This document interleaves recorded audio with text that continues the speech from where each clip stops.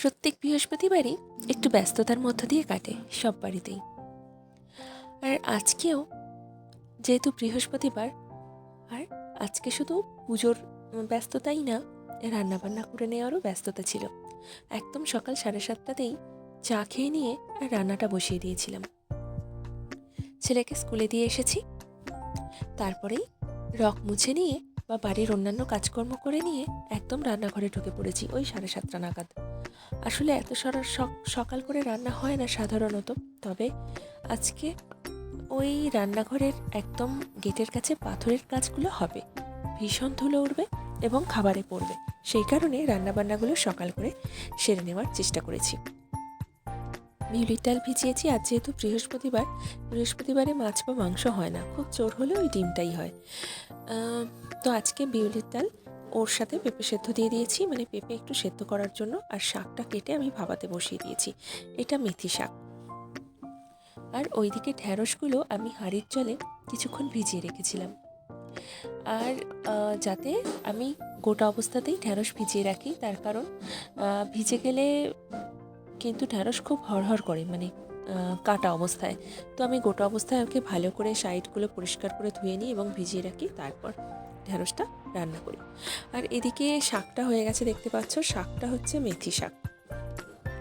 মেথি শাকটায় রসুন ফোড়ন দিলে কিন্তু আর অতটা তেতকুটে ভাব থাকে না, তো তাই জন্য রসুন ফোড়ন দিয়ে যখনই মেথি শাক করি, কাঁচা লঙ্কা রসুন ফোড়ন দিয়েই করি। আর শাক ভাজতে ভাজতে এদিকে ঢ্যাঁড়সটাও কেটে নিলাম। ঢ্যাঁড়স এবং ঢ্যাঁড়সের জন্য পেঁয়াজ কেটে নিয়েছি। আর ফ্রিজে একটু ডিম ছিল, সেটাও রান্না করে নিলাম। প্রথমে একটা একটা করে ডিম ভাজিনি, যখন তাড়াহুড়ো থাকে তখন ওই সবকটা ডিম প্রায় একসাথে দিয়ে আর ওই কড়াতে একবারে ভেজে নিয়ে আর পিস পিস করে কেটে নিলেই ওই হয়ে যায়। আলাদা একটা একটা করে আর ভাজার দরকার পড়ে না। যেমন আমি 3টে ডিম থেকে 4টে ডিম বানিয়ে নিয়েছি প্রয়োজন মতো। এদিকে ডালটা যেহেতু সেদ্ধ হয়ে গেছে, তাই বিউলির ডালটা ওই হিং, মৌরি, কাঁচা লঙ্কা, তেজপাতা এইগুলো দিয়ে ফোড়ন দিয়ে নিলাম।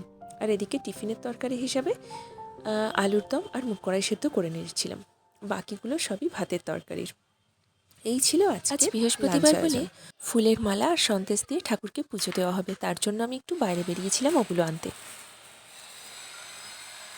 বাহ, খুব বড় দিয়েছে, অনেক দিনের পুজো, অনেক দিন করতে পারবো। বড় বড় ফুল, কয়েকটা পুজো ফুলও দিয়ে দিয়েছে।